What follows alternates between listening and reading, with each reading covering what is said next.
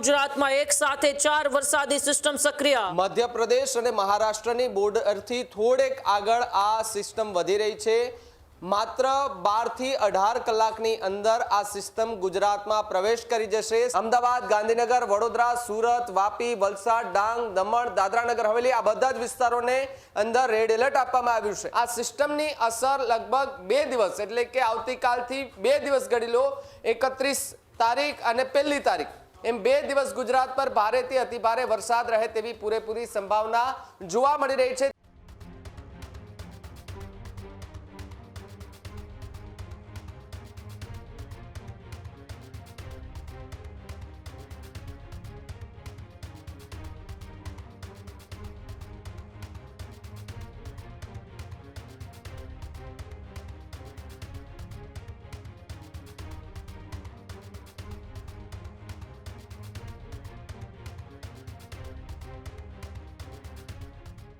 ફરી એક વખત ગુજરાતની અંદર વરસાદ છે તે ભૂકા કાઢે તેવી સિસ્ટમ સક્રિય થઈ છે।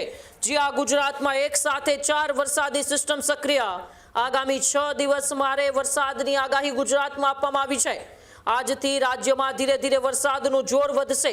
ત્યારે આજે સુરત સહિત 8 જિલ્લાઓમાં ઓરેન્જ એલર્ટ તો 31 જુલાઈ એટલે કે આવતીકાલે 13 જિલ્લામાં રેડ એલર્ટ જાહેર કરાયું છે।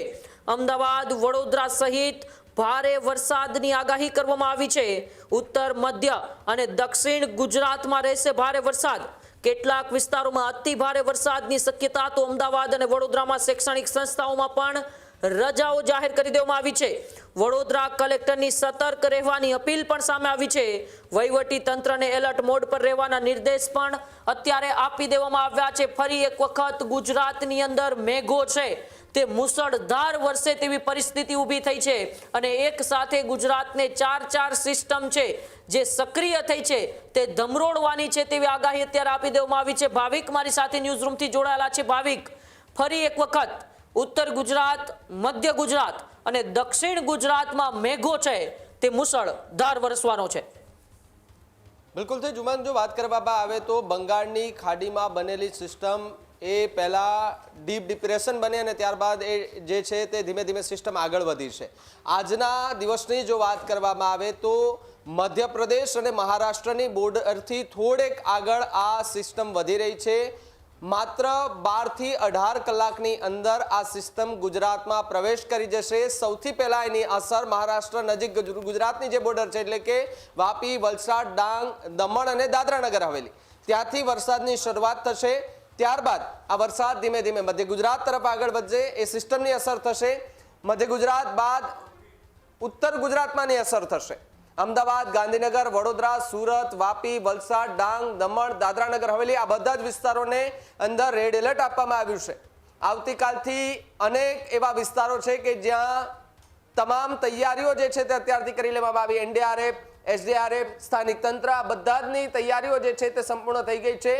કોઈ એવી સ્થિતિ જો સર્જાય છે તો એમની સામે કેવી રીતે વળગી પડવું તેને લઈને તમામ તૈયારીઓ જે છે તે અત્યારે કરી લેવામાં આવી છે। સાથે જો વાત કરવામાં આવે તો જિલ્લા કલેક્ટરો જે છે તેમના દ્વારા અલગ અલગ બેઠકો પણ જે છે તે અત્યારે યોજવામાં આવી રહી છે કે જો વધુ વરસાદ પડે અને પૂર જેવી સ્થિતિ થાય છે તો એ પૂર જેવી સ્થિતિમાં લોકોનું સ્થળાંતર કેવી રીતે કરવું, તમામે તમામ સંપૂર્ણ તૈયારી જે છે તે અત્યારે દર્શાવી દેવામાં આવી છે। અને આ સિસ્ટમની અસર લગભગ 2 દિવસ એટલે કે આવતીકાલથી 2 દિવસ ગણી લો, 31 તારીખ અને 1 તારીખ એમ 2 દિવસ ગુજરાત પર ભારેથી અતિભારે વરસાદ રહે તેવી પૂરેપૂરી સંભાવના જોવા મળી રહી છે। ત્યારબાદ આ સિસ્ટમ ધીમે ધીમે દક્ષિણ ગુજરાત, મધ્ય ગુજરાત, ઉત્તર ગુજરાતથી આગળ વધી અને કચ્છમાં પ્રવેશશે અને કચ્છમાં પણ જે અત્યાર સુધી વરસાદ નથી પડ્યો એનાથી 2 ગણો વરસાદ પડી શકે તેવી પૂરેપૂરી સંભાવના હાલ તો જોવા મળી રહી છે। પરંતુ આજે અમે કહી રહ્યા છે કોઈ ડરાવવાની વાત નથી, પરંતુ જે પ્રમાણે હવામાન વિભાગ આગાહી કરી રહ્યું છે,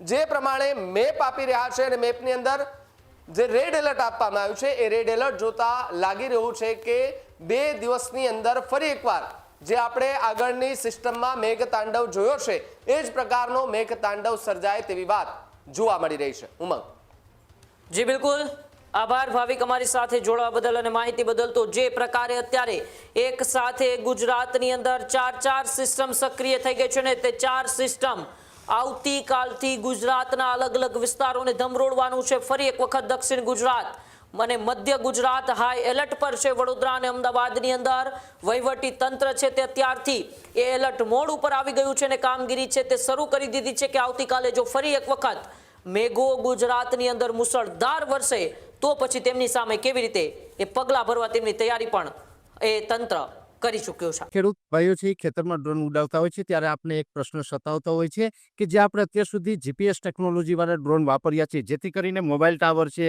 અથવા તો હાઈ ટેન્શન લાઈન પસાર થતી હોય કોઈ વૃક્ષો હોય ત્યારે જે જીપીએસ ટેકનોલોજી વાળા ડ્રોન છે એમાં ટકરાય અને ટ્રેસ થાય છે. પણ એગ્રીવન લાવ્યું છે જીએનએસએસ ટેકનોલોજી ડ્રોન જેથી કરીને એ ડ્રોન છે એ કોઈ જગ્યાએ ટકરાય નહીં પોતાની રીતે જ ડિસિઝન લે છે અને મૂવ થઈ જાય છે જેથી કરીને જીએનએસએસ ટેકનોલોજી ડ્રોન છે એ વાપરવાનો આગ્રહ રાખો. હજુ સુધી તમે અમારી ચેનલને સબસ્ક્રાઇબ નથી કરી તો અત્યારે જ ન્યૂઝરૂમ ગુજરાતને સબસ્ક્રાઇબ કરો, ફેસબુક અને ઇન્સ્ટાગ્રામ પર ફોલો કરો.